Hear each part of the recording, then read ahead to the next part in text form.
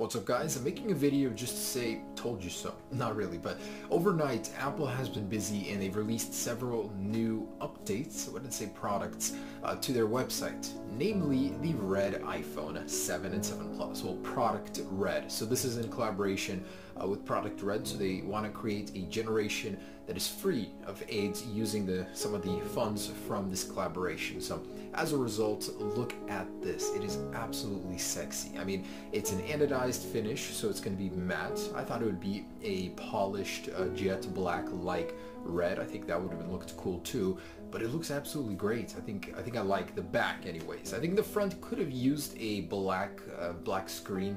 That would have been pretty cool, but it still looks good. There is a white Apple logo to complement the color. You know, the contrast between red and white is going to look pretty good, especially with a glowing Apple logo on that. But I think it looks fine. It looks great. Just as predicted, the Product Red iPhone is here. It only comes in 128 and 256 gigabyte configurations, like the jet black iPhone, and you'll be able to order it this Friday. iPad mini. So the iPad mini 4 with 32 gigabytes of storage was axed. Instead, we're getting a 128 gigabytes starting at $399. No other updates to the iPad mini series or anything like that, but there is a new iPad altogether. It's not at all what I expected, but it was what was rumored, at least one of the iPads. So it's a budget model. It's just called the 9.7-inch iPad. No naming to it. I'm thinking this is going to get pretty confusing for some people looking back at the iPads because they just won't know what to call it. But 9.7-inch iPad for consumers, it'll be pretty easy to recognize. Hey, I want that one. That's not the Pro model. It's the cheaper budget model. It starts at $329. So it seems like a good price actually. It basically replaces the iPad Air 2. The only thing is it's getting thicker. So from 6.1 to 7.5 millimeters. That's considerate.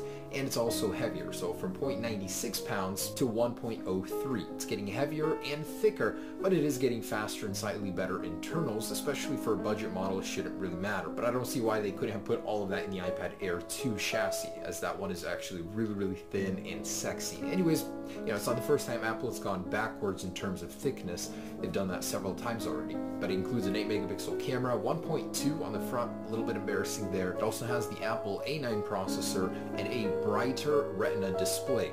That probably means P3 color gamut, or maybe not. Maybe just the display itself is brighter. We'll have to see. But it doesn't support the Apple Pencil, which is going to be a big minus for some people. For Apple, that's good. People are going to want to upgrade to the Pro model just to get that feature. But no new iPads other than that. No iPad Pro 9.7 or 12.9 inch or the new, you know, completely shrunk bezels edition. But I guess we're going to have to see. Either an event sometime in April that's going to be happening, or unlikely at WWDC, we might have to wait all the way to September to get these iPads. But the iPad Pro, the first big one that came out, is almost a year and a half in terms of age, so it's about time to refresh it. And the iPhone SE now comes in 32 and 128 gigabyte sizes, so there's officially no more 16 gigabyte iPhones, period. A bunch of new Apple Watch bands, nothing that interesting, but this is the 2017 spring collection.